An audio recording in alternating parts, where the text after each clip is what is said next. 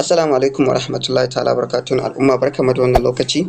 A wannan bidiyo insha Allah zan nuna muku wani sabon program ne wanda gwamnatin tarayya ta buɗe, wato TVET Initiative, wanda program ne wanda aka kwanakin baya ba ku manta ba, matasan mu sun samu kuɗaɗe ba ƙarami ga skill da za a koya ma mutum, za a ba shi kayan aiki, sannan za a dinga ba shi training allowance, kama kuɗin ya kai wajen naira 22,000 har da 500.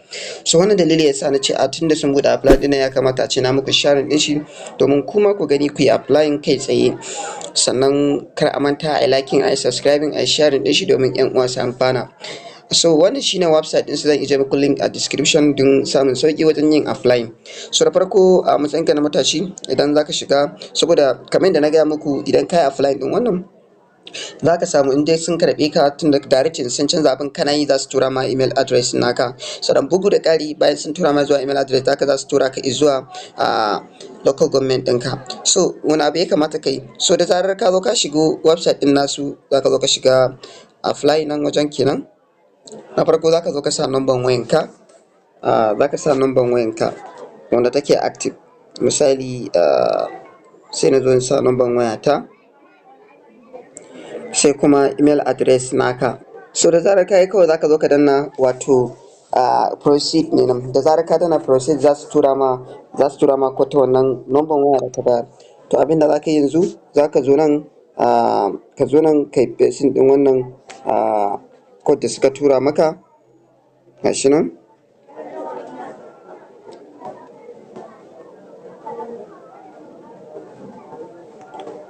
Ana gani ko?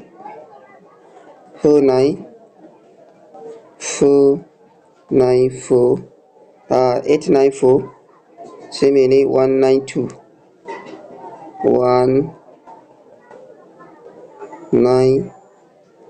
sai kawai ka danna. Da zarar ka danna za su yi verifying.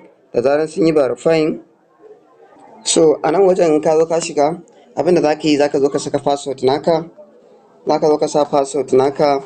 wanda za ka yi login da shi. So za ka zo ka sa password mai ɗan ƙarfi haka, wanda za ka dinga yin login, sai ka shiga create account.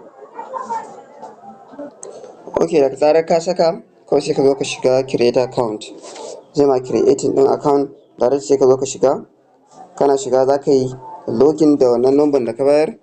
Misali na sa haka,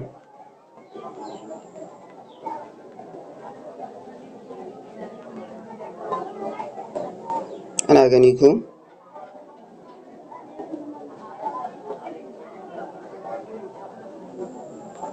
Kawai sai ka zo ka shiga sign in. To so a nan za ka fara da anguwanka da za ka saka number, misali 12 Sunusi Street Suba. Ka fara haka. Jiharka za ka zo ka zaɓa, local government ɗinka ka zaɓa, sai ka danna proceed, sai ka zaɓi skill da kake da ra'ayi a kai, misali average, frequently, sai ka ɗan yi bayani nan wanda bai taka karya ba. Za su nemo ma center. So actually ma dai center ɗin nan dai no found available a yanzu haka, kun gane, no found. Bari mu gani, frequently, average.